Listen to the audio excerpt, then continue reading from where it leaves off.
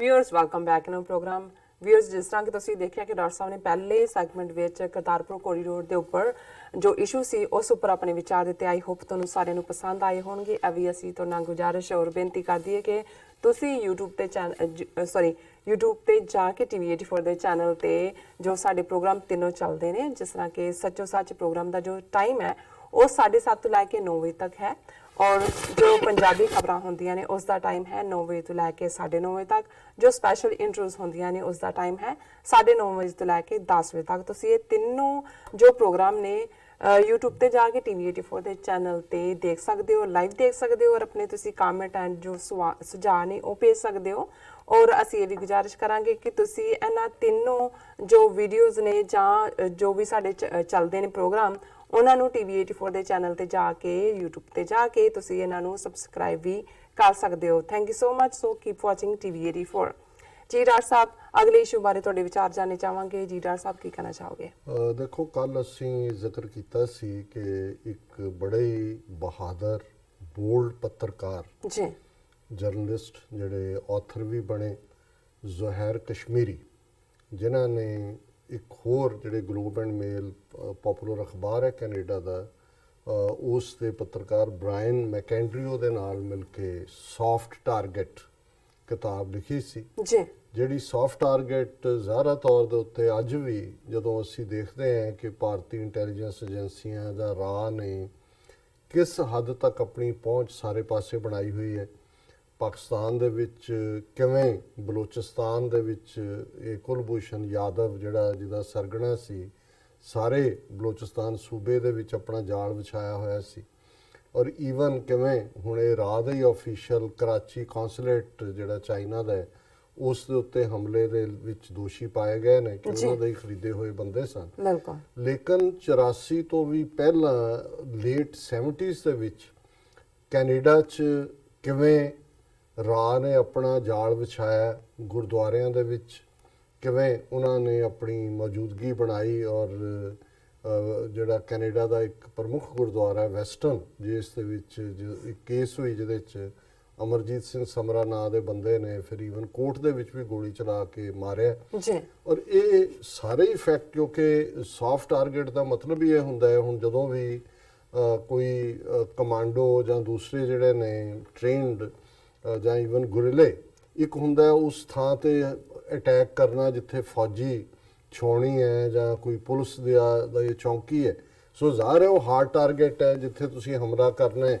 ਉੱਥੇ ਉਹ ਆਲਰੇਡੀ ਉਹਨਾਂ ਕੋਲ ਵੀ ਹਥਿਆਰ ਨੇ, ਉਹ ਹਥਿਆਰ ਬੈਠੇ ਨੇ। ਇੱਕ ਹੁੰਦਾ ਤੁਸੀਂ ਭੀੜ ਭੜੱਕੇ ਵਾਲੇ ਬਾਜ਼ਾਰ ਦੇ ਵਿੱਚ ਗ੍ਰਨੇਡ ਸੁੱਟਦੇ ਹੋ, ਬੰਬ ਸੁੱਟਦੇ ਹੋ, ਇਹ ਔਰ ਆਮ ਲੋਕਾਂ ਨੂੰ ਇਹ ਸੌਫਟ ਟਾਰਗੇਟ ਹੈ ਕਿਉਂਕਿ ਉੱਥੇ ਤੁਹਾਨੂੰ ਪਤਾ ਹੈ ਵੀ ਕਿਸੇ ਇਸੇ ਤਰ੍ਹਾਂ ਉਹਨਾਂ ਇਹ ਕਿਤਾਬ ਦਾ ਨਾਂ ਹੀ ਇਹਨਾਂ ਦੋਨਾਂ ਨੇ ਮਾਈਕ ਉਹਨਾਂ ਦਾ ਬ੍ਰਾਇਨ ਮੈਕੈਂਡਰੀਓ ਔਰ ਜ਼ਾਹਿਰ ਕਸ਼ਮੀਰੀ, ਉਹਨਾਂ ਨੇ ਕਿਤਾਬ ਦਾ ਨਾਂ ਹੀ ਸੌਫਟ ਟਾਰਗੇਟ ਰੱਖਿਆ ਵੀ ਸਿੱਖਾਂ ਨੂੰ ਕਿਵੇਂ ਸੌਫਟ ਟਾਰਗੇਟ ਬਣਾ ਕੇ ਰਾਜ ਏਜੰਸੀ ਵਿੱਚ ਵੜੀ ਹੈ ਔਰ ਕਿਵੇਂ ਜਿਹੜਾ ਇਹਨਾਂ ਨੇ ਏਅਰ ਇੰਡੀਆ ਦੇ 2 ਜਹਾਜ਼, ਇੱਕ ਕਨਿਸ਼ਕਾ ਜਿਹੜਾ ਕਿ ਆਇਰਲੈਂਡ ਦੇ ਉੱਪਰ ਜਿਹੜਾ ਉਹ ਬਲਾਸਟ ਦੇ ਨਾਲ ਉੱਡਿਆ ਜਿਹਦੇ ਵਿੱਚ 332 ਦੇ ਕਰੀਬ ਮਾਰੇ ਗਏ ਸੀ। ਦੂਸਰਾ ਜਿਹੜਾ ਉਹ ਨਰੈਤਾ ਜਾਪਾਨ ਦੇ 에ਅਰਪੋਰਟ ਦੇ ਉੱਤੇ ਹੋਇਆ ਕਿਉਂਕਿ ਉਹ ਲੇਟ ਹੋ ਗਿਆ ਸੀ ਔਰ ਉਹਦੇ 'ਚ ਕੋਈ 1 ਜਾਂ 2 ਮਜ਼ਦੂਰ ਮਾਰੇ ਗਏ ਸੀ।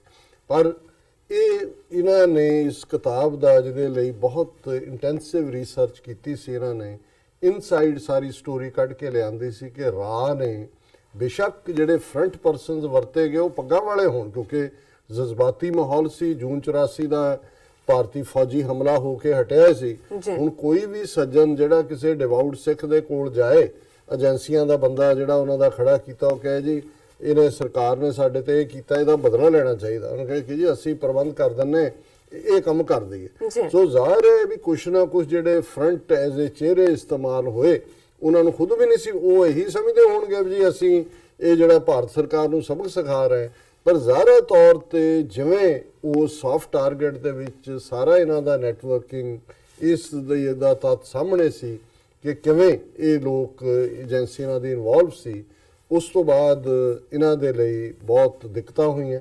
ਹਾਲਾਂਕਿ ਜੋ ਕੱਲ੍ਹ ਦੇ ਪ੍ਰੋਗਰਾਮ 'ਚ ਮੈਂ ਕਿਹਾ ਸੀ ਕਿਉਂਕਿ ਗਲੋਬ ਐਂਡ ਮੇਲ ਨੇ ਉਹਨੂੰ ਟ੍ਰਿਬਿਊਟ ਦਿੱਤੀ ਹੈ ਕਿ ਵੀ ਉਹਨਾਂ ਦੀ ਮੌਤ ਹੁਣੇ ਹੀ ਹੋਈ ਹੈ, ਪਰ ਮੈਂ ਇਹ ਦੇਖਿਆ ਵੀ ਉਹ ਦਸੰਬਰ ਦੇ ਲਾਸਟ ਵੀਕ ਦੇ ਵਿੱਚ ਉਹਨਾਂ ਦੀ ਡੈਥ ਹੋਈ। ਉਹ ਇਹ ਓਬੀਚੁਰੀ ਸੀ ਇਹਦੇ ਚ 2 ਦਿਨ ਪਹਿਲਾਂ ਦੇ ਗਲੋਬ ਐਂਡ ਮੇਲ ਸ਼ਰਧਾਂਜਲੀ ਉਹਨਾਂ ਨੂੰ। ਜੀ। ਸੋ ਅਸੀਂ ਕੱਲ ਇਹ ਇਕਰਾਰ ਕੀਤਾ ਸੀ ਆਪਣੇ ਦਰਸ਼ਕਾਂ ਦੇ ਨਾਲ ਕਿ ਅਸੀਂ ਉਹਨਾਂ ਦੇ ਬਾਰੇ ਗੱਲ ਕਰਾਂਗੇ।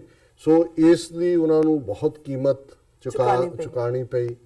ਬੇਸ਼ੱਕ ਸੌਫਟ ਟਾਰਗੇਟ ਸਿੱਖਾਂ ਦੇ ਵਿੱਚ ਸਰਾਈ ਗਈ, ਹਾਲਾਂਕਿ ਕੁਝ ਹਲਕਿਆਂ ਵੱਲੋਂ ਜਿਵੇਂ ਇੱਕ ਮਾਹੌਲ ਬਣਿਆ ਹੁੰਦਾ ਹੈ ਇਹ ਵੀ ਸੀ ਕਿ ਜੀ ਈਵਨ ਇੰਡੀਅਨ ਏਜੰਸੀਆਂ ਇਸ ਨਾਲ ਜੁੜ ਗਈਆਂ ਨੇ ਜਾਂ ਕੀ ਹੈ, ਪਰ ਭਾਰਤੀ ਏਜੰਸੀਆਂ ਦਾ ਜਿਹੜੀ ਇਸ ਖੇਡ ਨੂੰ ਜਿਹੜਾ ਅਨਮਾਸਕ ਕੀਤਾ ਉਹਦਾ ਨਤੀਜਾ ਸੀ ਕਿ 3 ਜਿਹੜੇ ਇੰਡੀਅਨ ਡਿਪਲੋਮੈਟ ਨੇ ਜਿਹੜੇ ਕੈਨੇਡਾ ਦੇ ਵਿੱਚ ਤਾਇਨਾਤ ਸੀ, ਉਹਨਾਂ ਨੂੰ ਕੈਨੇਡੀਅਨ ਗਵਰਨਮੈਂਟ ਨੇ ਪਰਸੋਨਾ ਨਾਨ ਗ੍ਰੇਟਾ ਕਹਿ ਕੇ ਕੈਨੇਡਾ ਚੋਂ ਕੱਢ ਦਿੱਤਾ ਸੀ ਜੀ। ਔਰ ਫਿਰ ਇਹਦੇ ਖਿਲਾਫ ਜਿਵੇਂ ਇੰਡੀਅਨ ਹਾਈ ਕਮਿਸ਼ਨ ਨੇ ਇਸ ਕਿਤਾਬ ਦੇ ਖਿਲਾਫ ਜਿਹੜਾ ਉਹ ਡਰਾਮੇਬਾਜ਼ੀ ਕੀਤੀ, ਨੈਗੇਟਿਵਿਟੀ ਕੀਤੀ, ਔਰ ਈਵਨ ਗਲੋਬ ਐਂਡ ਮੇਲ ਦਫ਼ਤਰ ਦੇ ਬਾਹਰ ਜਿਹੜਾ ਇਸ ਕਿਸਮ ਦੇ ਹਿੰਦੂ ਤਵੀਆਂ ਨੇ ਜਿਹੜੇ ਅੱਜ ਹਿੰਦੂ ਤਵੀ ਨੇ ਉਦੋਂ ਉਹੀ ਹੈ ਉਹਨਾਂ ਤੋਂ ਈਵਨ ਪ੍ਰੋਟੈਸਟ ਵੀ ਕਰਾਇਆ ਤਾਂ ਕਿ ਜਿਹੜਾ ਇਸ ਨੂੰ ਜਿਹੜਾ ਉਹ ਬਦਨਾਮ ਕੀਤਾ ਜਾ ਸਕੇ ਕਿ ਜੀ ਇਹ ਬਿਲਕੁਲ ਗਲਤ ਹੈ। ਫਿਰ ਇੱਥੇ ਹੀ ਬਸ ਨਹੀਂ, ਜ਼ੁਹੈਰ ਕਸ਼ਮੀਰੀ ਜਿਨ੍ਹਾਂ ਦਾ ਸਬੰਧ ਜ਼ਾਹਰ ਨਾਂ ਨਾਲ ਕਸ਼ਮੀਰੀ ਲੱਗਿਆ, ਕਸ਼ਮੀਰੀ ਮੂਲ ਦੇ, ਪਰ ਉਹ ਬੰਬੇ ਦੇ ਵਿੱਚ ਰਹੇ, ਉੱਥੇ ਹੀ ਜੰਮੇ ਪੜ੍ਹੇ, ਉੱਥੇ ਹੀ ਉਹਨਾਂ ਨੇ ਜਰਨਲਿਜ਼ਮ ਦਾ ਡਿਪਲੋਮਾ ਕੀਤਾ। ਔਰ ਜਦੋਂ ਉਹ ਇਸ ਗਲੋਬ ਐਂਡ ਮੇਲ ਲਈ ਜਿੱਥੇ 15 ਸਾਲ ਉਹਨਾਂ ਨੇ ਕੰਮ ਕੀਤਾ ਕਰ ਰਹੇ ਸੀ ਤਾਂ ਉਹਨਾਂ ਦੇ ਬਜ਼ੁਰਗ ਮਾਪਿਓ ਬੰਬਈ ਦੇ ਵਿੱਚ ਸਨ, ਉਹਨਾਂ ਨੂੰ ਬਹੁਤ ਬੁਰੀ ਤਰ੍ਹਾਂ ਹਰਾਸ ਕੀਤਾ ਗਿਆ। ਉਹਨਾਂ ਦੇ ਫਾਦਰ ਨੂੰ ਗ੍ਰਿਫਤਾਰ ਕਰਕੇ ਪੁੱਛਗਿੱਛ ਔਰ ਬਹੁਤ ਸਾਰਾ ਉਹਨਾਂ ਦੇ ਉੱਤੇ ਜਿਹੜਾ ਉਹਨਾਂ ਨੇ ਜ਼ੁਲਮ ਢਾਏ ਜਿਹੜੇ ਕਿ ਪਰੇਸ਼ਾਨੀ ਹੁੰਦੀ ਹੈ। ਔਰ ਇੱਥੇ ਵੀ ਉਹਨਾਂ ਦੇ ਖਿਲਾਫ ਜਿਹੜਾ ਥ੍ਰੈਟਨਿੰਗ ਕਾਲਸ ਔਰ ਦੂਸਰਾ ਤੀਸਰਾ ਸਿਲਸਿਲਾ ਚੱਲਦਾ ਰਿਹਾ, ਪਰ ਉਹਨਾਂ ਨੇ ਕਦੇ ਵੀ ਆਪਣੀ ਉਸ ਲਾਈਨ ਨੂੰ, ਔਰ ਉਹਨਾਂ ਨੇ ਈਵਨ ਇਹ ਸਾਰੀ ਕਿਤਾਬ ਦੇ ਵਿੱਚ ਜਿੱਥੇ ਭਾਰਤੀ ਏਜੰਸੀਆਂ ਨੂੰ ਉਹਨਾਂ ਨੇ ਇਸ ਦੇ ਲਈ ਜ਼ਿੰਮੇਵਾਰ ਦੱਸਿਆ ਵੀ ਸਿੱਖਾਂ ਦੇ ਵਿੱਚ ਵੜ ਕੇ ਕਿਵੇਂ ਇਹ ਦਹਿਸ਼ਤਗਰਦੀ ਕਾਰੇ ਕਰ ਰਹੇ ਨੇ, ਉੱਥੇ ਕੈਨੇਡੀਅਨ ਗਵਰਨਮੈਂਟ ਨੂੰ ਵੀ ਉਹਨਾਂ ਨੇ ਜਿਹੜਾ ਚੰਗੀ ਤਰ੍ਹਾਂ ਭੰਨਿਆ ਵੀ ਕੈਨੇਡੀਅਨ ਇੰਟੈਲੀਜੈਂਸ ਏਜੰਸੀ ਸੀਸਸ, RCMP। ਔਰ ਇਸ ਸਾਰੇ ਦੇ ਬਾਵਜੂਦ ਅਸੀਂ ਇਹ ਦੇਖਦੇ ਹਾਂ ਕਿ ਬਹੁਤ ਵਾਰ ਇਹ ਨਹੀਂ ਹੁੰਦਾ ਕਿ ਵੀ ਭਾਰਤ ਦੇ ਵਿੱਚ ਜਾਂ ਦੂਜੇ ਉਹ ਸੱਚਾਈ ਦਬਾਉਣ ਦੀ ਕੋਸ਼ਿਸ਼ ਕਰਦੇ ਨੇ, ਕਿਉਂਕਿ ਇਸ ਮੁੱਦੇ ਦੇ ਉੱਤੇ ਅਲਟੀਮੇਟਲੀ ਔਰ ਜਦੋਂ ਫੈਸਲਾ ਵੀ ਸੁਪਰੀਮ ਕੋਰਟ ਦਾ ਆਇਆ ਬ੍ਰਿਟਿਸ਼ ਕੋਲੰਬੀਆ, ਉਹਨਾਂ ਨੇ ਜਿਹੜੇ 2 ਸਿੱਖ ਅੱਗੇ ਫਰੰਟਮੈਨ ਖੜੇ ਕੀਤੇ ਹੋਏ ਸੀ ਉਹਨਾਂ ਨੂੰ ਬਰੀ ਕਰ ਦਿੱਤਾ। ਲੇਕਿਨ ਇਹਦੇ ਬਾਵਜੂਦ ਇਹਨੂੰ ਆਧਾਰ ਬਣਾ ਕੇ ਜਿਵੇਂ ਸਿੱਖਾਂ ਨੂੰ ਇੰਡੀਅਨ ਮੀਡੀਆ ਨੇ ਔਰ ਦੂਜੇ ਟਾਰਗੇਟ ਕੀਤਾ ਇੰਟਰਨੈਸ਼ਨਲੀ, ਇਸ ਸਿੰਗਲ ਐਕਸ਼ਨ ਨੇ ਜਿਹੜਾ ਜਹਾਜ਼ ਦਾ ਵਿੱਚ ਬੰਬ ਧਮਾਕੇ ਸੀ ਉਹਦਾ ਨਤੀਜਾ ਸੀ ਕਿ ਸਾਡੀ ਖਾਲਿਸਤਾਨ ਦੀ ਲਹਿਰ ਉਹ ਇੰਟਰਨੈਸ਼ਨਲ ਟੈਰਰਿਜ਼ਮ ਦੇ ਖਾਤੇ 'ਚ ਉਹਨਾਂ ਨੇ ਪਾ ਦਿੱਤੀ। ਔਰ ਉਹਨਾਂ ਨੇ ਜਿਵੇਂ ਭਾਰਤੀ ਏਜੰਸੀਆਂ ਨੇ ਪਾਕਿਸਤਾਨ ਮਸ਼ਰਕੀ ਬੰਗਾਲ ਜਿਹੜਾ ਸੀ ਉਹਨੂੰ ਤੋੜ ਕੇ ਬੰਗਲਾਦੇਸ਼ ਬਣਾਇਆ, ਕਿਵੇਂ ਉਹਨਾਂ ਨੇ ਉਹ ਜਿਹੜੀ ਹੈ ਮੁਕਤੀ ਵਾਹਿਨੀ ਤੇ ਦੂਜੇ ਖੜੇ ਕੀਤੇ, ਔਰ ਇਹ ਜ਼ਾਹਿਰ ਹੈ ਰਾਹ ਦਾ ਆਪਰੇਸ਼ਨ ਸੀ।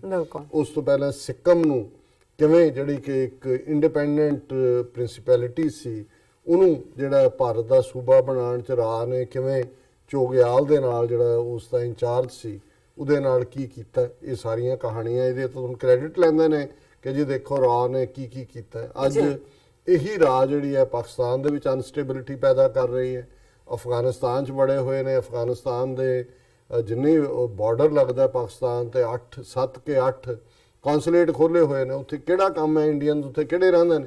ਲੇਕਿਨ ਮਕਸਦ ਇਹ ਹੈ ਕਿ ਬਲੋਚਿਸਤਾਨ ਹੋਏ ਜਾਂ ਈਵਨ ਸਿੰਧ ਦੇ ਵਿੱਚ ਵੀ ਜਿਹੜਾ ਇਹ ਗੜਬੜ ਕਰਦੇ ਨੇ। ਸੋ ਅਸੀਂ ਜ਼ੁਹੈਰ ਕਸ਼ਮੀਰੀ ਨੂੰ ਜਿਹੜਾ ਉਹ ਸ਼ਿੱਦਤ ਦੇ ਨਾਲ ਹਮੇਸ਼ਾ ਹੀ ਯਾਦ ਰੱਖਾਂਗੇ। ਔਰ ਅਸੀਂ ਜਿਵੇਂ ਹੁਣੇ ਜ਼ਿਕਰ ਕੀਤਾ ਪਹਿਲੇ ਸੈਗਮੈਂਟ 'ਚ ਕਿ ਵੀ ਛਤਰਪਤੀ ਜਿਹੜਾ ਪੱਤਰਕਾਰ ਜਿਹਨੇ ਸਿਰਸੇ ਦੇ ਵਿੱਚ ਇਹ ਸੌਦਾ ਸਾਧ ਨੂੰ ਜਿਹਨੂੰ ਏਜੰਸੀਆਂ ਨੇ ਖੜਾ ਕੀਤਾ, 10ਵੇਂ ਪਾਤਸ਼ਾਹ ਦਾ ਸੰਗ ਪਵਾ ਕੇ ਪਹਿਰਾਵਾ ਔਰ ਸਿੱਖਾਂ ਦੇ ਵਿੱਚੋਂ ਹੀ ਕਾਡਰ ਤੋੜਨ ਦੀ ਕੋਸ਼ਿਸ਼ ਕੀਤੀ।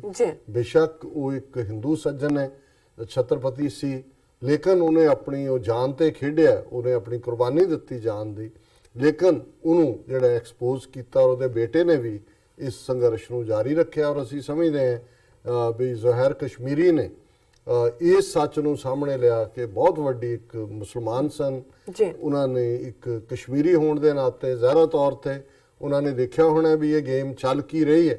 ਔਰ ਜਦੋਂ ਮੈਂ ਦੇਖਦਾ ਵੀ ਕਿਵੇਂ ਸੱਚਾਈ ਸੁਪਰੈਸ ਕੀਤੀ ਜਾਂਦੀ ਹੈ, ਜਦੋਂ ਬ੍ਰਿਟਿਸ਼ ਕੋਲੰਬੀਆ ਸੁਪਰੀਮ ਕੋਰਟ ਦਾ ਫੈਸਲਾ ਆ ਗਿਆ, ਸਿੱਖ ਬਰੀ ਹੋ ਗਏ, ਤੇ ਉੱਥੇ ਫਿਰ ਇਹਨਾਂ ਨੇ ਆਪਣੇ ਟੁਚਿਆਂ ਰਾਹੀਂ ਇਹ ਸ਼ੁਰੂ ਕਰਾ ਦਿੱਤਾ, ਨਹੀਂ ਨਹੀਂ ਨਹੀਂ ਜੀ ਇਹਦੇ ਲਈ ਜਿਹੜੀ ਹੈ ਉਹ ਇੰਡੀਪੈਂਡੈਂਟ ਇਨਕੁਆਇਰੀ ਹੋਣੀ ਚਾਹੀਦੀ ਹੈ ਤਾਂ ਕਿ ਇਹ ਦੇਖਿਆ ਜਾਏ ਵੀ ਕੌਣ ਦੋਸ਼ੀ ਹੈ। ਸੋ ਜੌਨ ਮੇਜਰ ਸ਼ਾਇਦ ਉਹਦਾ ਨਾਂ ਸੀ ਜਿਹਨੇ ਇਨਕੁਆਇਰੀ ਕੀਤੀ, ਔਰ ਵਰਲਡ ਸਿੱਖ ਆਰਗੇਨਾਈਜੇਸ਼ਨ ਜਿਹੜੀ ਕਿ ਇੱਕ ਧਿਰ ਦੇ ਤੌਰ ਤੇ ਉੱਥੇ ਪੇਸ਼ ਹੋਈ, ਉਹਨਾਂ ਨੇ ਇਹ ਸੁਜੈਸਟ ਕੀਤਾ ਕਿ ਜ਼ਹਿਰ ਕਸ਼ਮੀਰੀ ਨੂੰ ਐਜ਼ ਏ ਵਿਟਨੈਸ ਜਿਹੜਾ ਉਹ ਲਿਆਂਦਾ ਜਾਏ, ਲੇਕਿਨ ਉਸ ਕਮਿਸ਼ਨ ਨੇ ਉਹਨਾਂ ਨੂੰ ਮੌਕਾ ਨਹੀਂ ਦਿੱਤਾ ਜਾਂ ਉਹਨੂੰ ਐਜ਼ ਏ ਵਿਟਨੈਸ ਨਹੀਂ ਲਿਆਉਣ ਦਿੱਤਾ ਗਿਆ।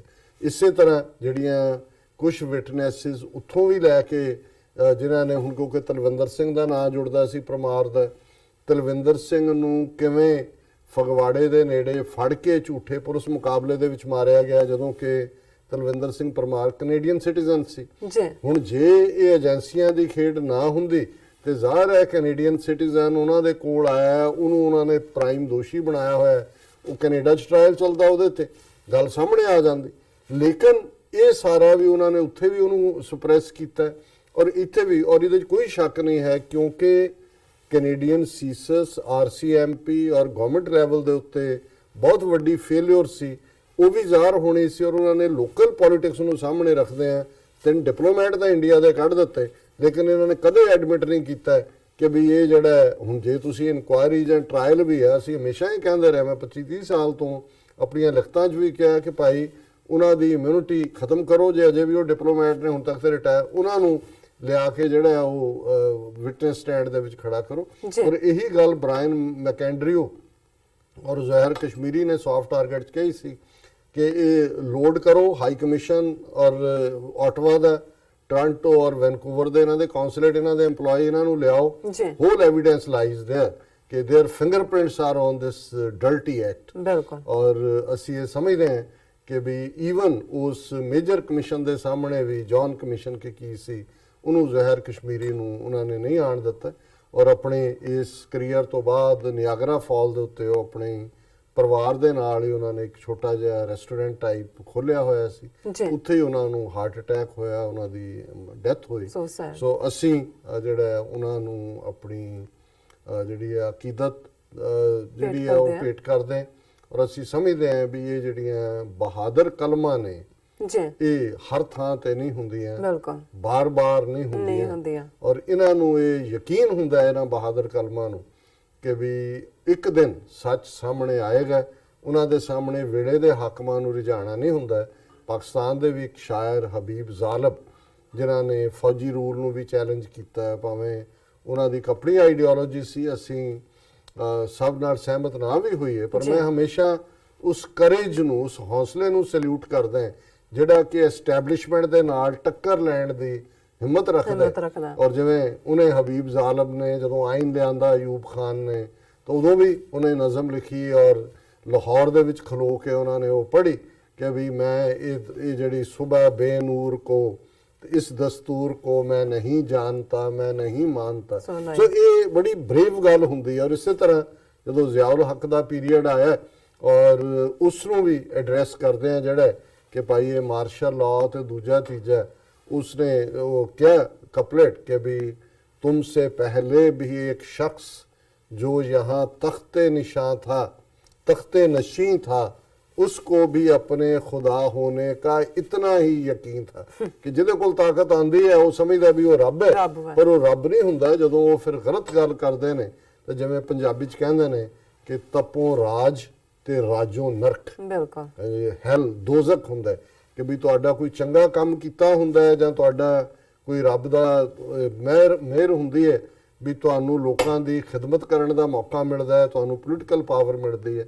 ਪਰ ਜਦੋਂ ਤੁਸੀਂ ਪਾਵਰ ਦਾ ਮਿਸਯੂਜ਼ ਕਰਦੇ ਹੋ, ਲੋਕਾਂ ਦੇ ਉੱਤੇ ਹੀ ਉਹ ਪਾਵਰ ਜਿਹੜੀ ਹੈ ਉਹ ਧੱਕਾ ਜਿਹੜੀ ਹੈ ਉਹ ਲਾਗੂ ਕਰਦੇ ਹੋ, ਤੇ ਫਿਰ ਤਪੋਂ ਨਰਕ ਜਿਹੜਾ ਰਾਜੋਂ ਨਰਕ, ਫਿਰ ਜਿਹੜਾ ਉਸ ਪੋਲੀਟੀਕਲ ਪਾਵਰ ਤੋਂ ਫਿਰ ਦੋਜ਼ਖ ਹੀ ਹੁੰਦੀ ਹੈ। ਸੋ ਅਸੀਂ ਅੱਜ ਦਾ ਇਹ ਸੈਗਮੈਂਟ, ਇਹ ਪ੍ਰੋਗਰਾਮ ਵੀ ਜਿਹੜਾ ਇਸ ਬਹਾਦਰ ਕਲਮ ਜ਼ਹਿਰ ਕਸ਼ਮੀਰੀ ਦੇ ਨਾਂ ਕਰਦੇ ਹਾਂ। ਜੀ ਡਾਕਟਰ ਸਾਹਿਬ, ਤੁਹਾਡਾ ਬਹੁਤ ਬਹੁਤ ਸ਼ੁਕਰੀਆ। ਇੱਥੇ ਲੈਣੇ ਆਪਣੇ ਬ੍ਰੇਕ ਤੋਂ ਪਹਿਲਾਂ ਅਸੀਂ ਆਪਣੇ ਦਰਸ਼ਕਾਂ ਤੇ ਸਰੋਤਿਆਂ ਨੂੰ ਅਪੀਲ ਤੇ ਬੇਨਤੀ ਕਰਦੀ ਹਾਂ ਵੀਅਰਸ, ਜਿਸ ਤਰ੍ਹਾਂ ਕਿ ਤੁਸੀਂ ਜਾਣਦੇ ਹੋ ਕਿ TV 84 ਮਨੁੱਖੀ ਹੱਕਾਂ ਦਾ ਪਹਿਰੇਦਾਰ ਹੈ। TV 84 ਸਿੱਖਾਂ, ਕਸ਼ਮੀਰੀਆਂ ਅਤੇ ਭਾਰਤ ਦੀਆਂ ਨਾਰਥ ਈਸਟ ਸਟੇਟਾਂ ਦੇ ਲੋਕਾਂ ਦੇ ਸਵੈ-ਨਿਰਣੇ ਦੇ ਹੱਕਾਂ ਦਾ ਹਾਮੀ ਹੈ। ਅਸੀਂ ਚਾਹਾਂਗੇ ਕਿ ਤੁਸੀਂ TV 84 ਦੀ ਵੱਧ ਤੋਂ ਵੱਧ ਮਾਈਕ ਸਹਾਇਤਾ ਕਰੋ। ਤੁਸੀਂ ਆਪਣੀ ਮਾਈਕ ਸਹਾਇਤਾ ਸਾਡੀ ਵੈਬਸਾਈਟ tv84.tv ਤੇ ਜਾ ਕੇ ਪੇਪਲ ਦੀ ਵਰਤੋਂ ਕਰਕੇ ਵਨ ਟਾਈਮ ਡੋਨੇਟ ਕਰ ਸਕਦੇ ਹੋ, ਮੰਥਲੀ ਡੋਨੇਟ ਵੀ ਕਰ ਸਕਦੇ ਹੋ। ਤੁਸੀਂ TV 84 ਦੇ ਨਾਮ ਤੇ ਚੈੱਕ ਬਣਾ ਕੇ ਸਾਨੂੰ ਮੇਲ ਵੀ ਕਰ ਸਕਦੇ ਹੋ ਸਾਡੇ ਇਸ ਪਤੇ ਤੇ 36-01 37th Avenue, Long Island City, New York 11101 USA, ਜਾਂ ਫਿਰ ਤੁਸੀਂ ਸਾਨੂੰ ਫੋਨ ਰਾਹੀਂ ਵੀ ਸੰਪਰਕ ਕਰ ਸਕਦੇ ਹੋ ਸਾਡੇ ਫੋਨ ਨੰਬਰ ਤੇ 5164060694। Thank you so much viewers. ਤੁਸੀਂ ਕਿਤੇ ਨਹੀਂ ਜਾਣਾ, ਮਿਲਦੇ ਹਾਂ ਆਫਟਰ ਦਿਸ ਸ਼ਾਰਟ ਬ੍ਰੇਕ।